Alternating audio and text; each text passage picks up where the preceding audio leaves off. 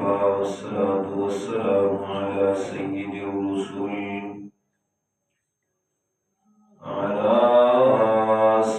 الرسل وخاتم الأنبياء.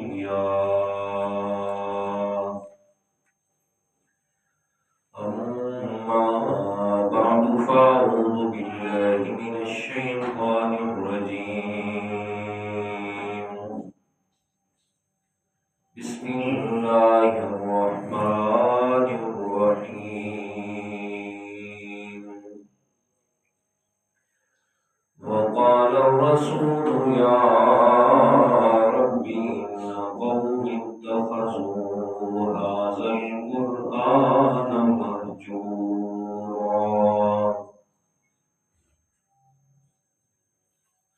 قال النبي صلى الله عليه وسلم اتلوا القرآن وابقوا. وفي رواية زينوا القرآن بأصواتكم. وفي رواية رب دار القرآن والقرآن يلعنه، أو كما قال عليه الصلاة والسلام. صدق الله العظيم وصدق رسوله النبي الكريم، ونحن على ذلك لمن الشاهدين والشاكرين، والحمد لله رب العالمين.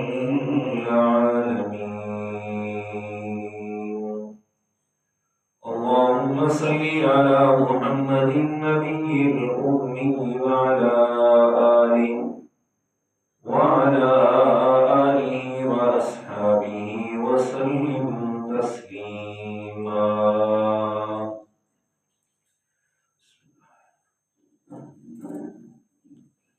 گرامی قدر سامعین،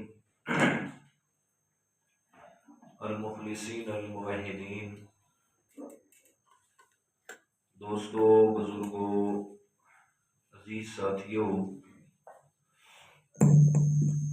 خالق کائنات نے اس امت کو جو قرآن مجید جیسی اور دین اسلام جیسی بے پایاں اور انمول نعمت سے نوازا ہے، اس حد تک انمول اور بیش بہا چیز ہے کہ اللہ تعالیٰ نے اس امت کی خصوصیات میں سے ایک بڑی خصوصیت ہی اسے قرار دیا کہ میں اللہ تعالیٰ نے اس امت کو قرآن مجید جیسی کتاب سے سرفراز فرمایا ہے۔ پھر پوری شریعت اور پورا قرآن مجید یہ اللہ تعالیٰ کی طرف سے سو بھیجا ہوا، جس میں اللہ تعالیٰ نے صرف آپ علیہ السلام نہیں، آپ کا دور مبارک نہیں، بلکہ قیامت تک آنے والے آخری انسان کے لیے اس قرآن مقدس میں ہدایت اور رہنمائی اور صراط مستقیم رکھا ہے،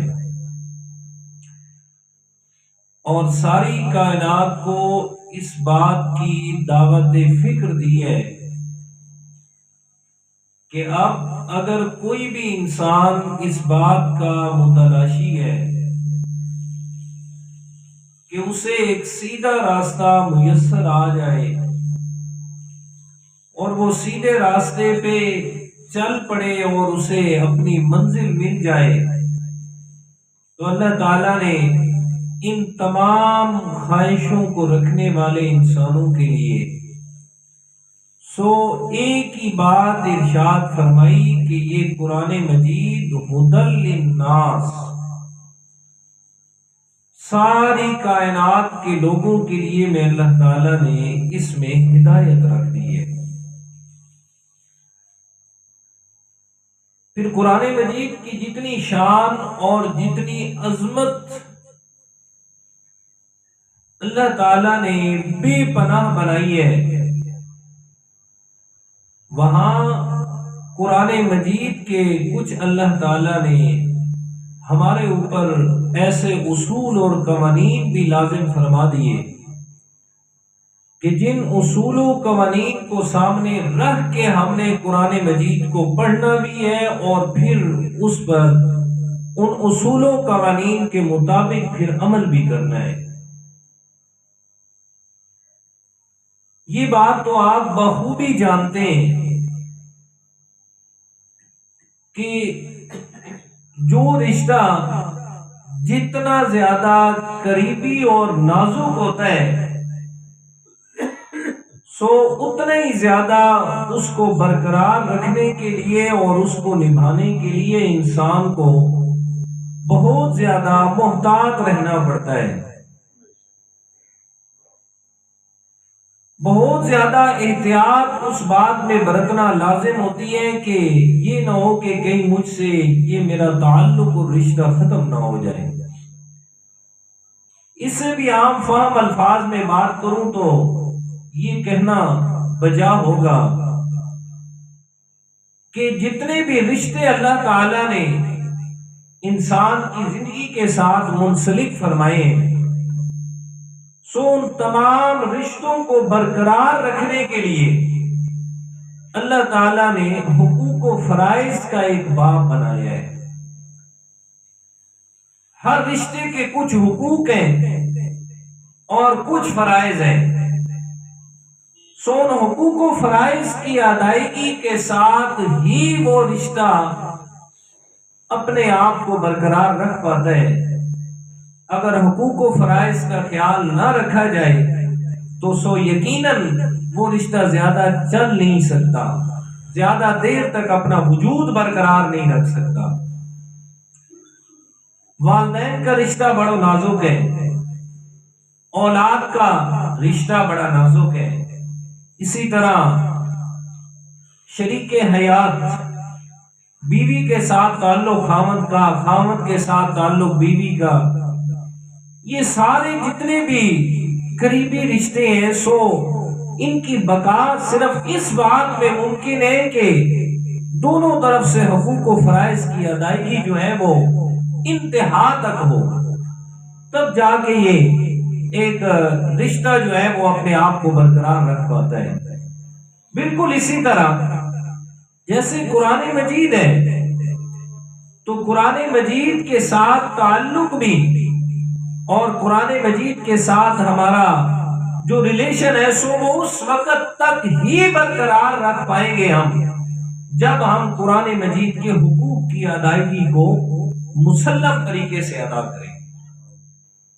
اور قرآن مجید کے ساتھ رشتہ سوائے قرآن مجید کے حقوق کی ادائیگی کے یہ نہ بن سکتا ہے نہ چل سکتا ہے۔ اور قرآن مجید کے ساتھ ایک مسلمان کا تعلق اور رشتہ بحیثیت مسلمان یہ انتہا درجے تک ہوگا تو تب جا کے ایمان کی تکمیل بھی ہوگی اور ایمان کی حفاظت بھی ہوگی۔ جو اگر قرآن مجید کے ساتھ تعلق سو وہ آخری درجے میں نہیں ہوگا تو نہ ایمان کی تکمیل کر پائے گا، اور نہ جب تکمیل نہیں تو پھر حفاظت کا تو سوال ہی پیدا نہیں ہوتا۔ تو اس لیے قرآن مجید کے حقوق کو اللہ تعالیٰ نے قرآن مجید کے اندر بیان فرمائے تاکہ جو بھی اپنا تعلق قرآن مجید سے بنانا چاہتا ہے تو سو اس کو سمجھا دیا کہ یہ ان حقوق کی پاسداری کرنا تیرے اوپر لازم ہوگا۔ جب تو حقوق کی پاسداری کرے گا تو تب جا کے قرآن مجید کے ساتھ تیرا تعلق سو وہ مضبوط سے مضبوط تر ہوگا۔ تو بہت ساری جگہ پہ اللہ تعالیٰ نے متفرق آیات میں قرآن مجید کے حقوق کا ذکر فرمایا اور پھر ان حقوق کی پاسداری کے لیے بندہ مسلمان پر یہ لازم فرمایا کہ حقوق کا پتہ بھی ہو اور پھر حقوق کی پاسداری بھی ہونی چاہیے۔ سمجھ آ رہا ہے؟ جتنے کلی لگی نہیں کھلوتے، میری گل سننا، میری گل سمجھ کے پچھلی سائڈ تے جتنے کلی لگی کریے نا اسے جو پڑھ کے تو دے نال والے چلا دے کر صاحب تو سمجھ کے اس دے نال والی جڑی تڑوی نہیں پیچھے چکی نو کلی۔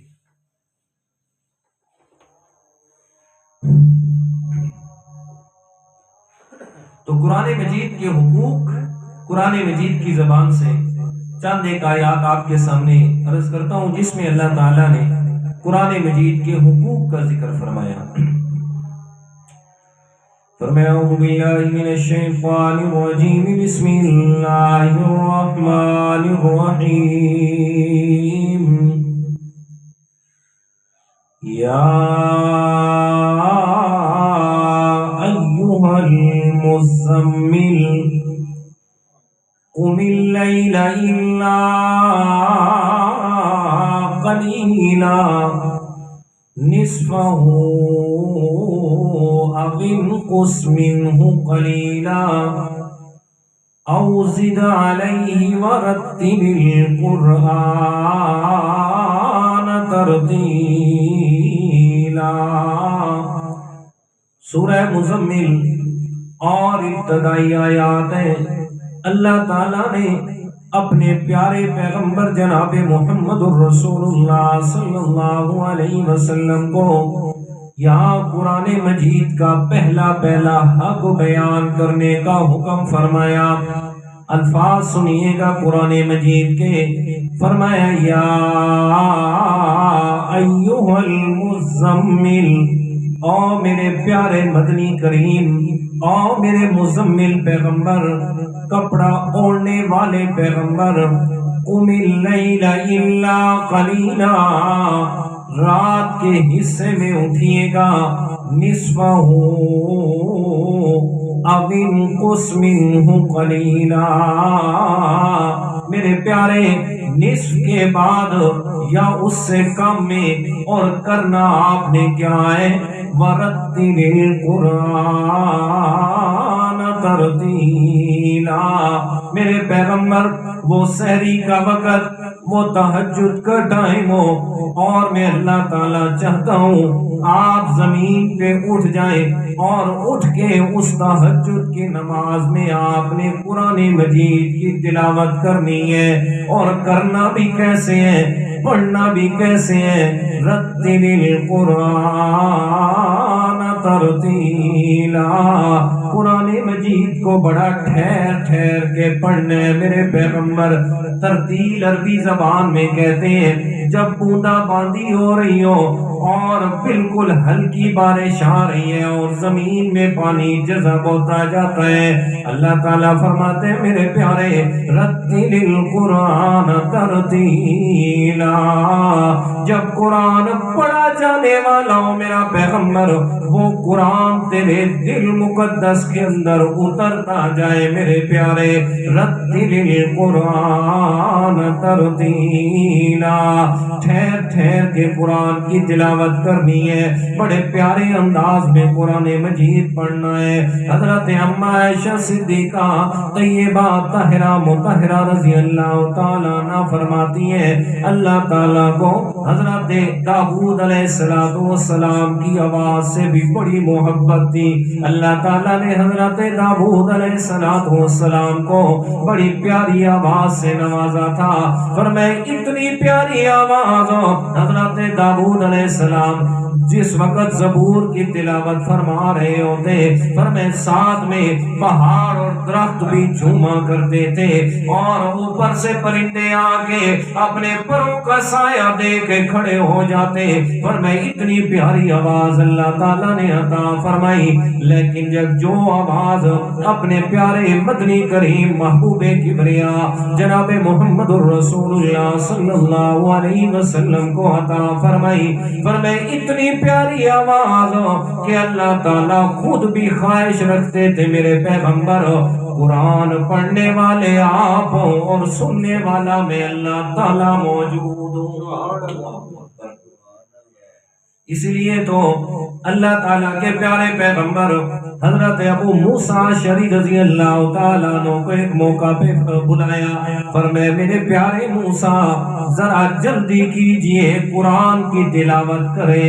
حضرت ابو موسیٰ فرماتے ہیں یا رسول اللہ آپ پہ قرآن نازل ہوا اور میں آپ کے سامنے قرآن کی تلاوت کروں۔ یاد رکھیں میرے پیارے بھائیوں، قبیلہ اشر کو اللہ تعالیٰ نے یہ خصوصیت عطا فرمائی تھی، سارے قبائل میں سے سب سے خوبصورت آواز قبیلہ اشر کو عطا فرمائی۔ حضرت ابو موسیٰ اشعری رضی اللہ تعالیٰ عنہ سے میرے پیارے پیغمبر بڑی خواہش کر کے تمنا کر کے قرآن مجید سنا کرتے تھے۔ ایک دن حضرت ابو موسیٰ اشعری رضی اللہ تعالیٰ عنہ قرآن کی تلاوت کر رہے تھے، میرے پیارے پیغمبر پیچھے آرام سے آ کے بیٹھ گئے ہیں، تلاوت کرتے جا رہے ہیں۔ جب تلاوت ختم کی میرے پیارے پیغمبر بڑے خوش ہوئے، سامنے ملے نا حضرت ابو موسیٰ اشعری فرماتے ہیں یا رسول اللہ اگر مجھے پتا چل جاتا کہ آپ میری آواز سن رہے ہیں میں قرآن کو اور زیادہ خوبصورت کر کے پڑھتا۔ تو اس سے یہ بھی سمجھ آ گئی کہ اگر کوئی قرآن مجید سن رہا اور اس کے لیے خوبصورت کر کے پڑھا جائے تو یہ ریاکاری نہیں ہوگی، جی یہ ریاکاری میں نہیں آئے گا۔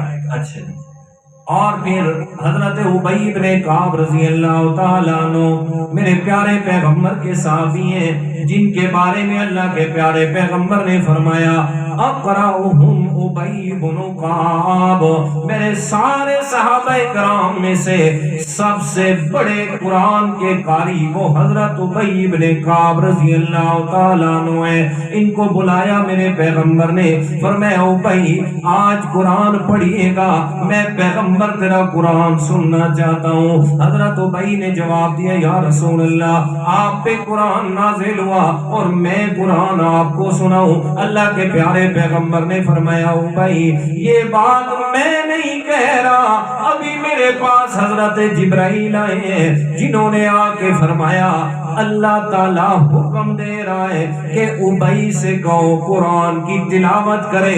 میرے پیغمبر آپ بھی سنیں، میں اللہ تعالیٰ بھی ابی سے قرآن سننا چاہتا ہوں۔ حضرت ابی اتنے خوش ہوئے اور خوشی سے رونے لگے، کہتے یا رسول اللہ کیا میرا نام اللہ نے لیا ہے؟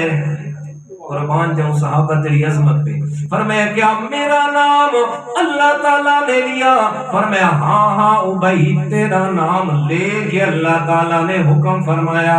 تو یہ پہلا قرآن مجید کا حق میرے دوستوں، فرمایا رتل القرآن ترتیلا، میرے پیارے پیغمبر قرآن مجید کو ٹھہر ٹھہر کے پڑھنا، خوبصورت کر کے پڑھنا، یہ قرآن مجید کا پہلا حق بیان فرمایا۔ اور سورہ عنکبوت کی الفاظ بھی سنیے گا، 21ویں پارے کی پہلی آیت ہے، فرمایا اتل ما اوحی الیک من الکتاب واقم الصلاۃ، میرے پیارے پیغمبر وہ جو تیری طرف، وہ جو تمہاری طرف میں اللہ کی طرف سے قرآن وحی ہوتا ہے، میرے پیغمبر کو تلو اس کی تلاوت کیجئے، اس کو پڑھیے گا، اس کو میرے پیارے پیغمبر پڑھ کے لوگوں کو سنائیے گا۔ اور پھر میرے پیارے پیغمبر کے پاس جب حضرت جبرائیل قرآن لے کے آتے ہیں، اللہ کے پیارے پیغمبر ساتھ میں قرآن کی تلاوت شروع فرماتے ہیں۔ اللہ تعالیٰ نے فرمایا میرے پیغمبر وَلَا تعجل بالقرآن من قبل ان يقضى الیک وحیہ، میرے پیغمبر آپ کے پاس میرا بھیجا ہوا رسول آتا ہے جو آپ کو آ کے قرآن سنا رہا ہوتا ہے۔ میرا پیغمبر خیال کیا کرے جب تک وہی ختم نہیں ہو جاتی آپ قرآن کے پڑھنے میں جلدی نہ کیا کریں۔ جلدی نہ کیا کرے میرے پیغمبر، وہ جو میرا پیغام لے کے آتا ہے قرآن کا، وہ حضرت جبرائیل آ رہے ہیں، میرا پیغمبر آپ ساتھ ساتھ میں پڑھا نہ کریں، جب وہی ختم ہو جائے پھر قرآن کو بعد میں پڑھا کریں۔ اور دوسرا سورہ قیامت میں اللہ تعالیٰ نے ارشاد فرمایا لا تحرک به لسانک لتعجل به ان علینا جمعہ وقرآنا فإذا قرأناه فاتبع قرآنا ثم ان علینا بیانا۔ میرے پیارے پیغمبر، یہ جب قرآن پڑھا جا رہا ہوتا ہے، جب حضرت جبرائیل قرآن لے کے آتے ہیں، میرے پیغمبر لا تحرک به لسانک لتعجل به، آپ پڑھنے کے لیے اپنی زبان مقدس کو حرکت بھی نہ دیا کرے میرے پیغمبر۔ باقی جو آپ کے دل مبارک میں وہ خیال آ رہا ہے کہ جبرائیل تو چلا جائے گا، اور یہ نہ ہو کہ کہیں میرے دل سے میرے ذہن سے قرآن بھول نہ جائے، اللہ تعالیٰ فرماتے ہیں نا میرے پیارے، ایسا نہیں ہوگا، اس لیے کہ ان علینا جمعہ وقرآنا، آپ کے دل مبارک میں قرآن کو جمع کرنا بھی میں اللہ کی ذمہ داری ہے، اور آپ کی زبان سے بیان کروانا بھی یہ میں اللہ کا حکم ہے۔ آپ علیہ السلام کو اللہ تعالیٰ نے قرآن کو پڑھنے کا حکم فرمایا، یہ پہلا حق۔ پھر آپ علیہ السلام نے بھی امت کے لیے بھی مسئلہ فرمایا او میری امت کے لوگوں، اتلوا القرآن وابکو، قرآن کو پڑھا کرو، اور قرآن کو پڑھتے ہوئے اللہ تعالیٰ کے عذابوں سے ڈر کے رویا بھی کرو، ساتھ ساتھ میں اپنے رب کے سامنے رویا کرو۔ اور قرآن کو پڑھنا بھی کیسے؟ فرمایا زین القرآن باصواتکم، وہ جو اللہ تعالیٰ نے آپ کو اپنی آواز دی ہے، اس اپنی آواز میں خوبصورت کر کے قرآن کو پڑھا کرو، خوبصورت انداز میں قرآن پڑھا کرو۔ اور اللہ کے پیارے پیغمبر نے فرمایا رب تالی قرآن والقرآن یلعنہ او کما قال، اور میں کتنے پڑھنے والے ایسے ہوں گے جو قرآن کو پڑھ تو بڑی خوبصورتی سے رہے ہوں گے، لیکن والقرآن یلعنہ، قرآن ان پہ لعنت کر رہا ہوگا۔ اس میں محدثین اکرام نے دو باتیں لکھی ہیں۔ ایک بات تو یہ لکھی ہے کہ قرآن مجید کو پڑھنے میں جیسے قرآن مجید کو پڑھنے کا حق ہے ویسے نہیں پڑھ رہا، خیال نہیں کر رہا، زیر زبر پیش مد شد کسی چیز کا خیال نہیں، حروف کا خیال نہیں ہے، کوئی کدھر جا رہا ہے کوئی کدھر جا رہا ہے، ایک۔ اور دوسری بات کہ قرآن کو پڑھ تو رہا ہے لیکن قرآن مجید کے مطابق عقیدہ اور عمل نہیں ہے۔ پر میں دونوں صورتوں میں صرف قرآن ان کے گلوں کے اوپر ہوگا، اس سے نیچے قرآن نہیں جائے گا۔ تو فرمایا ایسے لوگوں پر قرآن پڑھا جا رہا ہے لیکن قرآن ان پہ لعنت کر رہا ہے۔ اچھا، لیکن دوسری طرف یہ بھی بیان فرما دیا، فرمایا من شغلہ القرآن عن ذکری ومسالتی آتیتہ افضل ما اوتی السائلین۔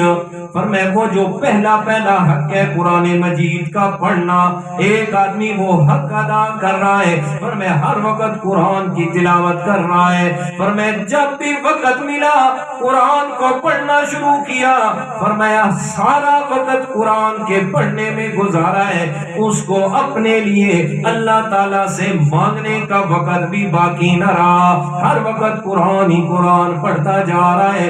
اللہ تعالیٰ فرماتے ہیں یہ جو قرآن کی تلاوت کر رہا ہے اور اس کی وجہ سے مجھ سے کچھ مانگ ہی نہیں رہا، تو میں اللہ تعالیٰ کیا کرتا ہوں؟ فرمایا آتیتہ افضل ما اعطی السائلین، میں اللہ تعالیٰ اس کو مانگنے والوں سے بھی بہتر عطا کرتا ہوں۔ تو قرآن کا پہلا حق قرآن کو پڑھنا، تلاوت کرنا قرآن مجید کی، اور اس کے بعد قرآن مجید کا دوسرا حق کہ قرآن مجید کو پڑھنے کے بعد سمجھنا کہ قرآن مجید ہم سے کہتا کیا ہے۔ قرآن مجید وہ جو اللہ تعالیٰ نے ہماری طرف یہ بھیجا ہے اپنے پیغمبر علیہ السلام کے ذریعہ سے، یہ قرآن مجید بھیجنے کا مقصد کیا ہے، قرآن مجید ہم سے کہتا کیا ہے، کس لیے آیا ہے، تو یہ جناب قرآن مجید کو سمجھنا قرآن مجید کا دوسرا حق ہے۔ قرآن مجید کی آیات سنیے گا، سورۃ النساء اور 5واں پارہ اور 8واں رکوع، اللہ تعالیٰ فرماتے ہیں افلا یتدبرون القرآن، اور دنیا کائنات کے لوگوں اس قرآن کو سمجھتے کیوں نہیں ہو، اس قرآن میں غور و فکر کیوں نہیں کرتے ہو۔ وَلَوْ كَانَ مِنْ عِنْدِ غَيْرِ اللَّهِ لَوَجَدُوا فِيهِ اخْتِلَافًا كَثِيرًا، اگر یہ میں اللہ تعالیٰ کی طرف سے نہ ہوتا، انسانوں کی طرف سے ہوتا، اس کے اندر بے شمار اختلاف پائے جاتے۔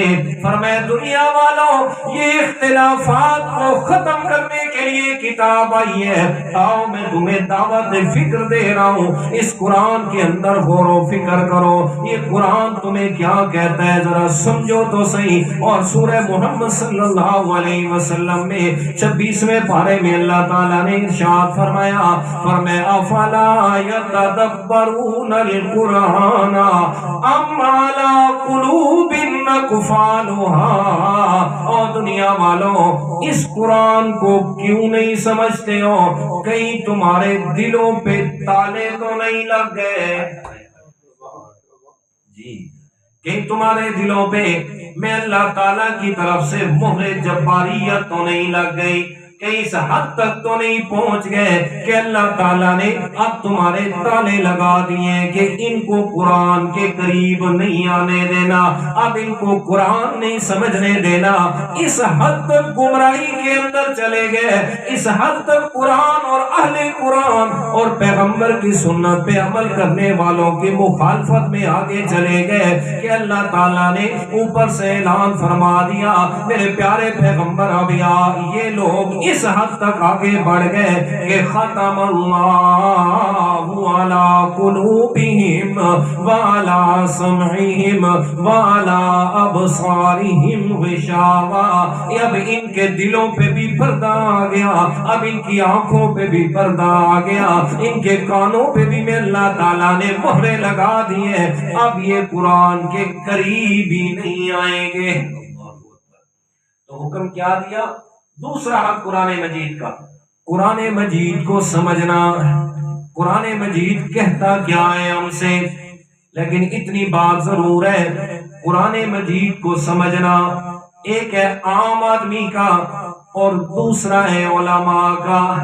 اللہ تعالیٰ نے دونوں کے لیے الگ الگ راستے دیے، دونوں کے لیے قرآن مجید میں الگ الگ سے آیات کو بیان فرمایا ہے، دونوں کو حکم فرمایا آپ کا راستہ الگ ہے، یہ علماء ہیں، انہوں نے علم کے موتی نکالنے ہیں قرآن مجید سے، اور قرآن مجید کے بارے میں اللہ تعالیٰ نے کیا فرمایا یاسین والقرآن الحکیم انک لمن المرسلین علی صراط مستقیم، فرمایا یاسین قسم ہے مجھے اس قرآن کی، الحکیم جو قرآن حکمتوں سے بھرا ہوا ہے، فرمایا جس قرآن کے اندر میں اللہ تعالیٰ نے علم اور حکمت کے موتی چھپائے ہوئے ہیں۔ ذرا دیکھیے گا 1400 سال سے زیادہ کا عرصہ گزر گیا، یہ قرآن مجید دنیا میں آیا،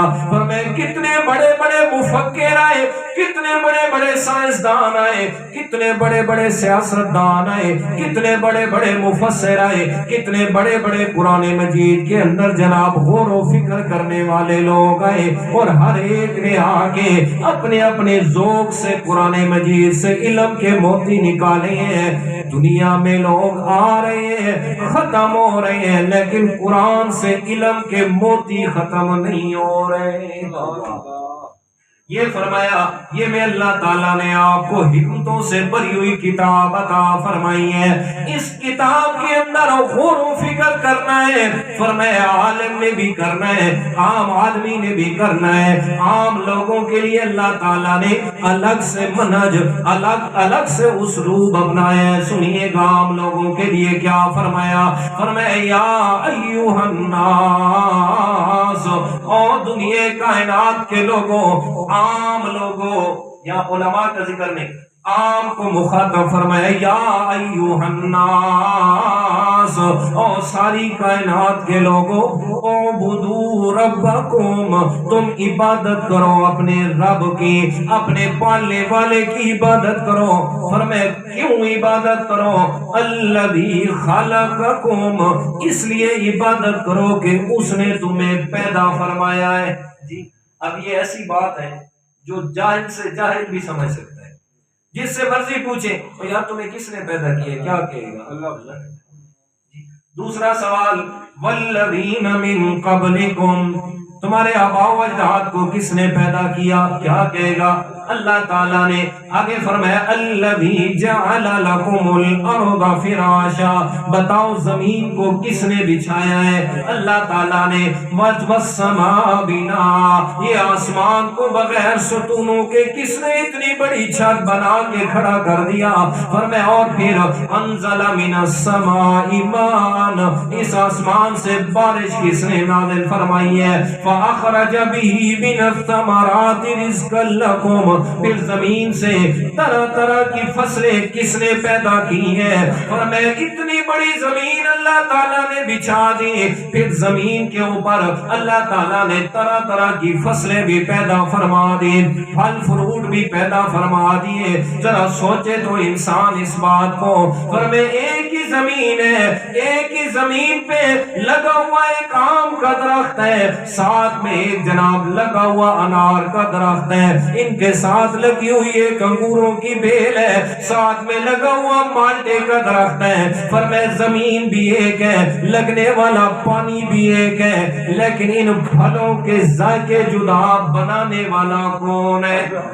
فرمایا ذرا دیکھ تو صحیح، انار کھائے گا الگ ذائقہ ہوگا، اور کبھی انار کو کھولا کرو تو دیکھا کرو یہ میرے رب کی قدرت ہے، کیسے دانوں کو اس نے ترتیب سے رکھ دیا، پھر دانوں کے درمیان میں باریک باریک پردے بھی رب نے بنا دیے۔ فرمایا یہ سارے کام اللہ تعالیٰ نے کیے، جاہل سے پوچھو وہ بھی بتائے گا۔ اور یار دنیا میں سب کچھ پیدا کرنے والی ذات کس کی ہے؟ اللہ تعالیٰ کی ہے۔ اللہ تعالیٰ فرماتے ہیں جب یہ بات سمجھتے ہو نا تو پھر فلا تجعلوا للہ اندادا، او انسان جب تم مانتا ہے اس بات کو کہ تجھے پیدا بھی میں رب نے کیا ہے، تم مانتا ہے کہ زمین آسمان اس نظام کو اور ساری کائنات میں فصلیں اور زمین کے اندر یہ قوت پیدا میں نے کی ہے کہ فصلوں کو پیدا کر رہی ہے، پر میں جب سب کچھ میں نے کیا تو پھر میں اللہ تعالیٰ کے شریک کیوں بنا رہا ہے؟ ہر ایک سمجھ سکتا ہے، ہر آدمی سمجھ سکتا ہے یار یہ سب اللہ تعالیٰ نے کیا، سب کچھ اسی نے پیدا کیا، تو اللہ تعالیٰ نے دعوت فکر دی ہے فلا تجعلوا للہ اندادا، جب زمین کو پیدا کرنے میں میرا کوئی بھی شریک نہیں ہے، آسمان کو پیدا کرنے میں اللہ تعالیٰ وحدہ لا شریک ہو، فرمایا یہ ساری کائنات کا ذرہ ذرہ جب میں نے پیدا فرمایا میں نے کسی سے مشورہ نہیں کیا، کسی کو اپنا مددگار نہیں بنایا ہے، لیکن جب باری آتی ہے نا اس بات کی کہ تو عبادت کر صرف اکیلے اللہ کی، تو ان میں سے جو کچھ بھی حصہ ادا کر تو صرف اکیلے اللہ تعالیٰ کا، تو پھر تیرا کل کہاں جاتا ہے؟ پھر جناب مجھے چھوڑ کے اوروں کے دربار پہ جا رہا ہوتا ہے، کوئی کسی کے نام کا حصہ نکال رہا ہے، کوئی کسی کو میں اللہ تعالیٰ کا شریک بنا رہا ہے۔ فرمایا فلا تجعلوا للہ اندادا، اور دنیا والوں جب سب کچھ کرنے والا میں اللہ تعالیٰ تو پھر تمہاری عبادت کے لائق بھی اکیلا اللہ۔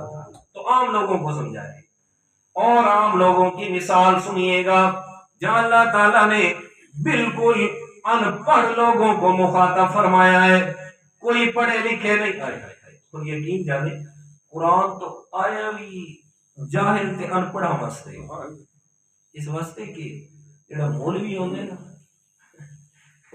وہ اپنے پیٹ کے لیے بات کو چھپا جاتا ہے، کسی نہ کسی کی مصلحت یاد آ جاتی ہے اور بات کو چھپا جاتا ہے، لیکن ایک ان پڑھ جاہل کو جب سمجھ آ گئی نا بات پھر جان دے دے گا، اس بات کو نہیں چھوڑے گا۔ قرآن مجید میں اللہ تعالیٰ نے ایسے واقعات بے شمار بیان کیے، وہ سورہ یاسین میں بیان کیا، سورہ یاسین میں حبیب نجار کا واقعہ جڑا درخان ہے، حبیب نجار درخان کو کہتے ہیں جی، جو لکڑی کا کام کرتا تھا اور پیغمبروں سے آ کے بات سنی نا، جیسے سنی پیغمبروں کے چہروں کو دیکھا، قوم والے مار رہے ہیں، کہتے ہیں یہ جھوٹے ہیں، یہ غلط بات کہہ رہے ہیں، یہ کہتے ہیں جی صرف ایک اکیلا اللہ تعالیٰ کر سکتے ہیں اور کوئی کچھ نہیں کر سکتا، کہتے ہیں یہ جھوٹ بولتے ہیں۔ اس حبیب نجار نے جب دیکھا نا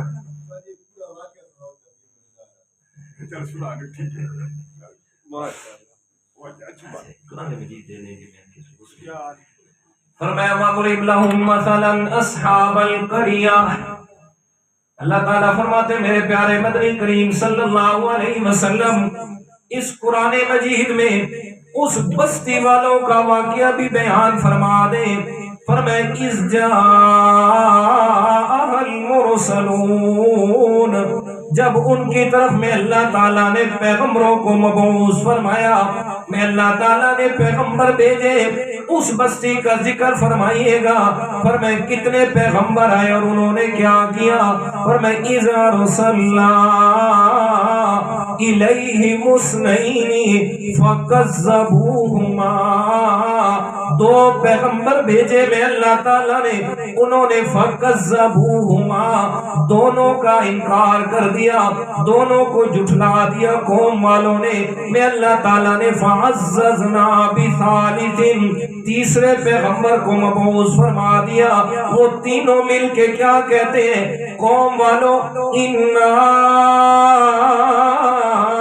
اِلَيْكُمْ مُرْسَلُونَ، ہم تمہاری طرف اللہ تعالیٰ کے پیغمبر بن کے آئے ہیں۔ قوم والوں کا جواب سنیے گا، کہتے ما انتم الا بشر مثلنا، آپ تو ہماری طرح انسان ہیں، ہماری طرح بشر ہیں۔ وما انزل الرحمن من شیء، اور آپ پر اللہ تعالیٰ نے کوئی بھی چیز نازل نہیں فرمائی ہے۔ ان انتم الا تکذبون، آپ تو سراسر جھوٹ بول رہے ہیں۔ آپ سمجھیے گا کہ قوم والوں نے پیغمبروں کی رسالت کا انکار کیوں کیا؟ الفاظ ہیں، کہتے ما انتم الا بشر مثلنا، ہم اس لیے آپ کو اللہ کا پیغمبر نہیں مانتے، اس لیے کہ آپ ہماری طرح انسان ہیں، بشر، آپ ہماری طرح بشر ہیں، اور جو بشر ہو اس کو ہم رسول ماننے کے لیے تیار نہیں ہیں۔ کنہوں نے کہا؟ قوم والوں نے، کافروں نے میرے پیارے اللہ تعالیٰ کے پیارے پیغمبر کی بشریت کا انکار کیا، کہتے جی ہم آپ کو بشر ماننے کے لیے تیار نہیں ہیں، اس لیے کہ اگر بشر مانے تو پھر رسول نہیں مانیں گے، اور اگر رسول مانے تو پھر بشر ماننے کے لیے تیار نہیں ہے، اس لیے کہ ہمارا ایمان یہ ہے کہ جو رسول ہوتا ہے وہ کبھی انسانوں میں سے نہیں ہو سکتا۔ اور قرآن مجید کا انداز بھی آپ کے سامنے ذکر کروں، یہ میرے سامنے اللہ تعالیٰ کا قرآن ہے۔ اللہ تعالیٰ نے 17واں پارہ سورہ حج اور آیت کا نمبر 75 میں اس بات کی وضاحت فرما دی۔ فرمایا اللہ یصطفی من الملائکۃ رسلا ومن الناس، اللہ تعالیٰ نے دو قوموں میں سے رسول بنا کے مبعوث فرمائے، ایک انسانوں میں سے اور دوسرا اللہ تعالیٰ نے فرشتوں میں سے رسول بنایا ہے، جو اللہ تعالیٰ نے یہ اپنا پیغام پہنچانے کا جسے منصب عطا فرمایا، یا تو وہ فرشتہ ہے یا پھر وہ انسانوں میں سے انسان ہے۔ اب اللہ اللہ تعالیٰ کے پیارے پیغمبر سے سوال کرتے ہیں یا رسول اللہ آپ بھی بتائیے گا کہ آپ ان دونوں میں سے کن میں سے کہ آیا آپ انسانوں میں سے یا پھر فرشتوں میں سے نوریوں میں سے؟ اللہ تعالیٰ کے پیارے پیغمبر نے جواب ارشاد فرمایا، یہ سورۃ الانعام 7واں پارہ اور آیت کا نمبر 50 میرے سامنے ہے۔ اللہ تعالیٰ فرماتے ہیں میرے پیغمبر اعلان فرمائے قُلْ لَا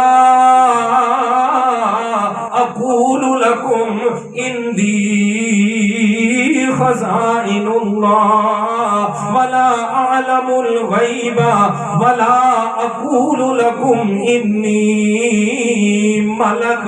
اور دنیا والوں میں پیغمبر اعلان کر رہا ہوں، میں یہ نہیں کہتا کہ عندی خزائن اللہ کہ میرے پاس اللہ تعالیٰ کے خزانے، ولا عالم الغیب اور میں یہ بھی نہیں کہتا کہ مجھے اللہ تعالیٰ نے عالم الغیب بنا کے مبعوث فرمایا، اور تیسری بات ولا اقول لکم انی ملک اور میں یہ بھی نہیں کہتا کہ اللہ تعالیٰ نے مجھے نوریوں سے بنایا ہے۔ تو کیا سمجھ آ گئی کہ میرے پیارے پیغمبر نے واضح فرما دیا کہ اللہ تعالیٰ نے وہ جو دو قوموں میں سے رسول بھیجے نا، ایک فرشتوں میں سے اور ایک انسانوں میں سے، تو میں پیغمبر کو اللہ تعالیٰ نے نوریوں میں سے نہیں بھیجا بلکہ کس میں سے بھیجا؟ انسانوں میں سے۔ اور بخاری شریف کی حدیث بھی سنیے گا، اللہ تعالیٰ کے پیارے پیغمبر نے فرمایا یا ایھا الناس لا ترفعونی فوق قدری، اور دنیا والوں میں پیغمبر کو میرے قدر اور منزلت سے بڑھایا نہ کرو۔ لا ترفعونی فوق قدری ان اللہ قد جعلنی عبدا قبل ان یجعلنی نبیا، اس لیے کہ میرا مقام یہ ہے کہ اللہ تعالیٰ نے پہلے مجھے اپنا بندہ بنایا ہے، بعد میں نبوت عطا فرمائی ہے۔ ہاں تو فرمایا ما انتم الا بشر مثلنا، ہم آپ کو اس لیے رسول ماننے کے لیے تیار نہیں ہے کہ آپ تو ہمارے جیسے انسان ہیں۔ آگے سے اللہ تعالیٰ کے پیغمبر جواب دیتے ہیں، کہتے قالوا ربنا یعلم انا الیکم لمرسلون، وہ اللہ کے بندوں ہمارا رب یہ اچھی طرح جانتا ہے کہ ہم جھوٹ نہیں بول رہے بلکہ ہم سچ کہہ رہے ہیں کہ ہم اللہ کے رسول بنا کر بھیجے گئے ہیں۔ وما علینا الا البلاغ المبین، اور جو ہمارے ذمہ ہے وہ صاف صاف بات پہنچا دینا ہے، ہم آپ تک اللہ کا پیغام پہنچا رہے ہیں۔ اب قوم والے کیا کہتے ہیں؟ انا تطیرنا بکم لئن لم تنتہوا لنرجمنکم ولیمسنکم منا عذاب علیم۔ سن رکھو یہ ہمارے اندر نئی نئی باتیں آ کے تم کر رہے ہو، یہ ہمارے سارے خداؤں کا انکار کرتے ہو، سن لو آج کے بعد دوبارہ یہ بات نہیں کرنی، اگر دوبارہ کیا تم نے تو کیا ہوگا؟ لَنَرْجُمَنَّكُمْ، ہم تمہیں پتھر مار مار کے رجم کر دیں گے، وَلَيَمَسَّنَّكُمْ مِنَّا عَذَابٌ عَلِيمٌ، اور ہم سے بڑا دردناک عذاب تمہیں پہنچایا جائے گا۔ اب اللہ کے پیغمبر جواب دیتے ہیں طائرکم معکم، وہ ہماری نحوست نہیں ہے بلکہ تمہارے شرک کی نحوست تمہارے ساتھ ہے، تم ہمارا پیغام جھٹلا رہے ہو۔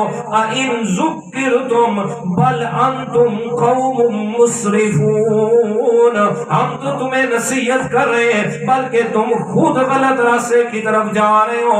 اب یہ قوم والے تین اللہ کے پیغمبر ہیں اور یہ قوم والوں کے سامنے اللہ کا پیغام پہنچا رہے ہیں، اور قوم والے کوئی آتا ہے پتھر مارتا ہے، کوئی کیا ظلم کرتے ہیں، کوئی کیا کرتا ہے۔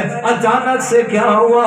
اللہ تعالیٰ فرماتے ہیں وَجَاءَ مِنْ أَقْصَى الْمَدِينَةِ رَجُلٌ يَسْعَىٰ، ایک شہر کے کنارے سے ایک آدمی دوڑتا ہوا آیا اور آ کر اس نے دیکھا، قوم والوں سے کہتے ہیں یار ہٹو تو صحیح، ہٹو تو صحیح، بھلا ان تین مظلوموں پہ کیوں ظلم کیے جا رہے رہے ہو، یہ تین لوگ ایک طرف، ساری قوم ایک طرف، ذرا بتاؤ تو صحیح یہ کہتے کیا ہیں، بھلا بتاؤ تو صحیح کیوں ان پہ ظلم کیا جا رہا ہے؟ فرمائے قوم والے کہتے ہیں او چھوڑ اللہ کے بندے، تو کیا سوال کرتا ہے، یہ بڑے جھوٹے ہیں اور ہمیں غلط راستے کی طرف لے کے جاتے ہیں۔ وہ آنے والا آدمی آگے دیکھتا ہے، آگے چہروں کی طرف دیکھ کے کہتا ہے یار جھوٹوں کے چہرے اتنے خوبصورت تو نہیں ہوا کرتے، یہ اتنے خوبصورت چہرے والے بھلا یہ کبھی جھوٹ نہیں بول سکتے۔ قوم والوں نے دیکھا اس کی طرف، کہتے واہ جی واہ، ہے تو ہمارا کمی، ہے تو جناب قوم کا نجار اور درخان ہے، اور اپنے سے بڑی باتیں کرتا ہے، اور آگے کہتے جناب یہ جھوٹے نہیں ہے۔ آگے سے جواب دیتا ہے او میری بات سنو، یا قوم اتبعوا المرسلین، میری قوم والوں یہ اللہ تعالیٰ کے بھیجے ہوئے، ان کی اتباع کرو اور ان کی بات کو مانو۔ ذرا دیکھو تو میرے پیارے دوستوں، وہ پہلا دن ہے جس نے آ کر اللہ کے پیغمبروں کو صرف دیکھا ہے اور دیکھ کے ان کی تصدیق کی کہ یہ جھوٹے نہیں ہیں، یہ سچے لوگ ہیں، اور پھر قوم والوں سے کہتے ہیں یار تم بھی ان کی بات کو مان لو۔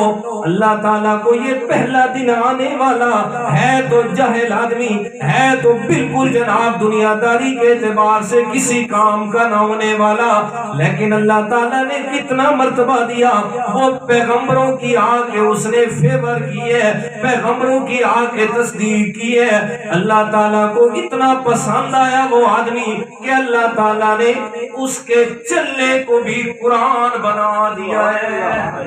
فرمایا اقصى المدینہ رجل یسعی، میرے پیارے پیغمبر وہ حبیب نجار، اس کا چلنا جس انداز سے وہ آ رہا تھا، میں اللہ تعالیٰ نے اس کو اپنی قدرت کے اندر محفوظ رکھا، پھر اس کا قرآن بنایا اور پھر اپنے پیارے مدنی کریم کے سینے مبارک پہ نازل فرمایا اور سبق دیا میرے پیغمبر اعلان فرما کے اپنی امت کو یہ بات سمجھا دے کہ جو آدمی بھی میں اللہ تعالیٰ کے لائے ہوئے پیغام کی صرف سمجھنا تو دور کی بات ہے، صرف آ کے عزت کی نگاہ سے دیکھتا ہے، میں اللہ تعالیٰ اس کی نگاہ کی بھی قدر کرتا ہوں۔ اب قوم والوں کو کہتا ہے یار اتبعوا المرسلین، اللہ تعالیٰ کے رسولوں کے پیچھے چلو، اور ساتھ میں دوسری بات اتبعوا من لا یسألکم اجرا، اور اللہ کے بندے یہ جو پیغمبر تمہیں راستہ بتا رہے ہیں یہ تم سے کوئی پیسے تو نہیں مانگتے، یہ کوئی تم سے مال و دولت کے تو سوال نہیں کرتے، یہ تم سے کچھ بھی نہیں لیتے، وَهُمْ مُهْتَدُونَ، خود بھی ہدایت پر ہے، تمہیں ایک سیدھے راستے کی طرف لاتے ہیں۔ قوم والے اس کی طرف متوجہ ہوئے، کہتے واہ جی واہ، یہ نے آیا آ کے ہمیں واضح و نصیحت شروع کر دی ہے، کہتے بتا تو نے کیا سمجھا ان پیغمبروں سے اور ان کے پیغام سے تجھے کیا سمجھ آئی ہے؟ اب قوم والے اس کی طرف متوجہ ہوئے، اب قوم والوں کو یہ اپنا پیغام سنا رہا ہے، کہتے وَمَا لِيَ لَا أَعْبُدُ الَّذِي فَطَرَنِي وَإِلَيْهِ تُرْجَعُونَ، اور قوم والوں کیا ہو گیا مجھے لا اعبدو، میں اس کی عبادت نہ کروں، الذی فطرنی، جس نے مجھے پیدا کیا ہے۔ اب دیکھیں عام آدمی تھا نا تو جو اس کو سمجھ آئی اس نے وہی بات کی، اور جو اس نے اپنی سمجھ سے بات کی رب نے بھی وہی قرآن بنا دیا۔ سبحان اللہ۔ فرمایا فطرنی، میں کیوں نہ اس کی عبادت کروں جس نے مجھے پیدا کیا ہے، وَإِلَيْهِ تُرْجَعُونَ، اور میں نے اسی کے پاس ہی لوٹ کے جانا ہے، میں نے ادھر ہی واپس جانا ہے۔ أَتَّخِذُ مِن دُونِهِ آلِهَةً إِن يُرِدْنِ الرَّحْمَنُ بِضُرٍّ لَّا تُغْنِ عَنِّي شَفَاعَتُهُمْ شَيْئًا وَلَا يُنْقِذُونَ، کہتے آؤ میری قوم کے لوگوں، اَأَتَّخِذُ مِن دُونِهِ آلِهَةً، اگر میں اللہ تعالیٰ کے علاوہ کسی اور کی عبادت کروں، کسی اور کو اپنے نظر و نیاز کے لائق سمجھوں تو پھر کیا ہوگا؟ اِن یُرِدْنِ الرَّحْمَٰنُ بِضُرٍّ، اگر اللہ تعالیٰ مجھے تکلیف دینے کا ارادہ فرما لے، اللہ تعالیٰ کی طرف سے میری آزمائش کا حکم آ جائے تو لا تغنی عنی شفاعتہم شیئا، اللہ تعالیٰ کے سامنے ان سارے جھوٹے خداؤں کی شفاعت ذرہ برابر بھی کام نہیں آئے گی، ولا ینقذونی، اور یہ مجھے بچا بھی نہیں سکتے اللہ کے سامنے۔ اگر میں نے اللہ کو چھوڑ کے ان کی عبادت شروع کر دی تو انی اذا لفی ضلال مبین، اس وقت میں واضح گمراہ ہو جاؤں گا، سیدھے راستے سے بھٹک جاؤں گا۔ اور ساتھ میں کہا جو میں بیان کر رہا ہوں انی آمنت بربکم فاسمعون، سن لو دنیا والوں، میں اسی رب پر ایمان لے کے آیا ہوں جس رب کی طرف یہ پیغمبر بلا رہے ہیں، فاسمعونی، میری بات کو توجہ سے سن لو۔ اب قوم والوں نے جب یہ سارا پیغام سنا اب آگے اس کی طرف، کہتے یار ان کو چھوڑو، پہلے اس کے ساتھ دو دو ہاتھ کر لیتے ہیں، اس کی جناب بات کو ختم کرتے ہیں۔ یہ بڑا آ گیا، آگے جناب ان پیغمبروں کی آگے فیور کرنا شروع کر دی اس نے، ان کے پیغام کو۔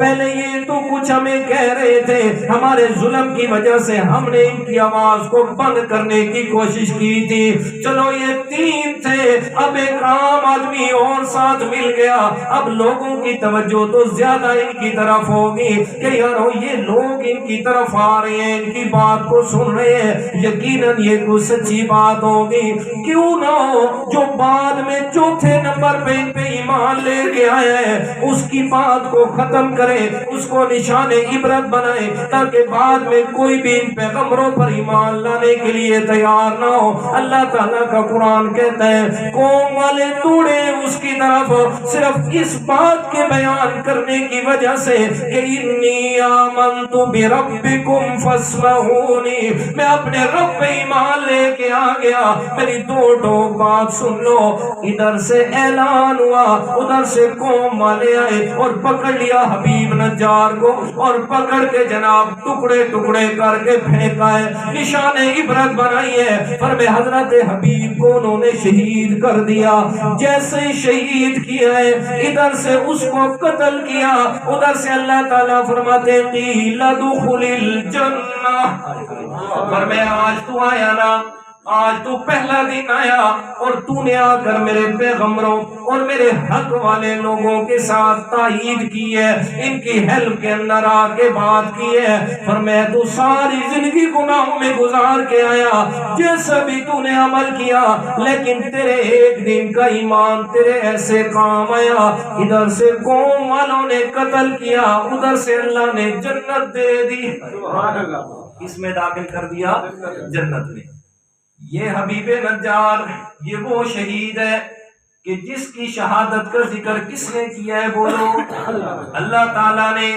اور اللہ تعالیٰ نے یہ بھی فرما دیا ادھر سے حبیب نجار شہید ہوا، میں اللہ تعالیٰ نے اس کو فوراً کہاں پہنچایا؟ جنت میں۔ کہاں پہنچایا؟ جنت میں۔ تو کیا سمجھ آئی؟ شہداء جو ہیں وہ اس قبر میں زندہ نہیں بلکہ کہاں زندہ ہے؟ جنت میں۔ کس کے پاس؟ جنت میں، اللہ کے پاس۔ یہ میں نہیں کہہ رہا، یہ میرے سامنے رب کا قرآن کھلا ہوا ہے اور سورہ یاسین ہے اور آیت کا نمبر 36 ہے، یہ آپ کے سامنے ہے۔ اور میرا بھائی جھگڑے کی بات نہیں ہے، گھروں میں جا کے معنی دیکھیں، جس کا مرضی دیکھیں، یہ نہیں کہتا کہ آپ میرا لکھا ہوا دیکھیں، نہیں کہتا کسی دیوبندی بریلوی نہیں۔ اور میرا بھائی مسلمان بنے، ہم مسلمان بنے تب جا کے کچھ اللہ کے ہاں ہماری نجات کا ذریعہ بنے گا۔ ہم سب کچھ بنے، افسوس کہ ہم مسلمان نہ بن سکے۔ سب کچھ تو بن گئے لیکن اپنے آپ کو مسلمان نہ بنا سکے، جس کی وجہ سے آج ہم ساری دنیا کے اندر ذلیل و خوار ہو کے رہ گئے۔ ہر جگہ پہ مسلمان ہی مظلوم نظر آتا ہے، مسلمان ہی ذلیل نظر آتا ہے۔ کیوں نظر آتا ہے؟ اس لیے کہ ہم نے اصل چیز کو چھوڑ دیا۔ اللہ اکبر. پہنچے جناب حضرت حبیب نجار جنت میں. کہاں پہنچ گئے؟ جنت میں پہنچے. وہاں جا کے اللہ تعالیٰ کی نعمتیں دیکھیے. وہ جناب خوشیاں خوشیاں اور بہاریں ہی بہاریں اور جنت کی نعمتوں میں پھر رہے. اور وہاں جا کے اپنے دل پہ خیال آ گیا پیچھے قوم والوں کا. کیا کہتے ہیں؟ کہتے یا لیت قومی یعلمون بما غفر لی ربی وجعلنی من المکرمین. ہائے کاش میری قوم، ہائے کاش کہ تمہیں پتہ چل جائے کہ اللہ تعالیٰ نے میرے اتنے سالوں کے گناہ کس وجہ سے معاف کر دیے تھے. بما غفر لی ربی، میرے رب نے مجھے معاف بھی کر دیا. وجعلنی من المکرمین، اور اللہ تعالیٰ نے میری بڑی عزت افزائی کی ہے، بڑا اعلیٰ مقام دیا ہے. ہائے کاش کہ میری قوم تمہیں بھی اس بات کا پتہ چل جاتا ہے. پھر بھی قوم کا خیال ہے کہ ہائے کاش کہ میری قوم بھی پیغمبروں کی بات مان جاتی اور سو وہ بھی اسی طرح اللہ کے ہاں نعمتوں میں آ جاتی. تو بعد میں اصل یہ کر رہا تھا، بھائی نے کہہ دی، خواہش کا اظہار کر دیا کہ آپ یہ بھی سنا دیں. تو اس بات سے چلو یہ بھی فائدہ ہو گیا کہ یہ عقیدہ بنا لیں میرے دوستوں کہ اللہ تعالیٰ نے دنیا کائنات میں جسے بھیجا سو اس نے جانا ہی جانا ہے. کوئی ہمیشہ کے لیے نہیں آیا، لیکن جب انسان دنیا سے جاتا ہے، فوت ہوتا ہے، مرتا ہے، چاہے وہ شہید ہے چاہے کوئی بھی ہے، تو پھر دنیا کی زندگی ختم. اب اس کی اگلی زندگی شروع ہو گئی. اگر ہے وہ نیک لوگوں میں سے اور اس کا عقیدہ قرآن و سنت کے مطابق ہے تو اس کی زندگی اسی طرح عیاشی میں گزرے گی جیسے یہ حبیب نجار جنت میں پہنچائے. لیکن وہاں کی زندگی اس قبر کی نہیں، وہاں کی زندگی. اور آگے اسی طرح اگر اللہ معاف کرے، اللہ تعالیٰ معاف کرے، کافر فاسق تھا، فاجر تھا، مشرک تھا، تو پھر مرنے کے بعد زندگی اس کی بھی شروع ہوگی، لیکن وہ عذاب والی شروع ہوگی، وہ عذاب والی ہوگی. اس لیے اللہ تعالیٰ سے دعا فرمائیں. اللہ تعالیٰ وہ جو قرآن مجید کے حقوق بیان کر رہا تھا، دوسرا حق قرآن مجید کا سمجھنا قرآن مجید کو کہ قرآن مجید ہم سے کہتا کیا ہے، اسی ضمن میں یہ بات آ گئی. انشاءاللہ اس سے آگے میں اگلے جمعے بھی اس کو مکمل کروں گا. اللہ تعالیٰ من کی توفیق عطا فرمائے.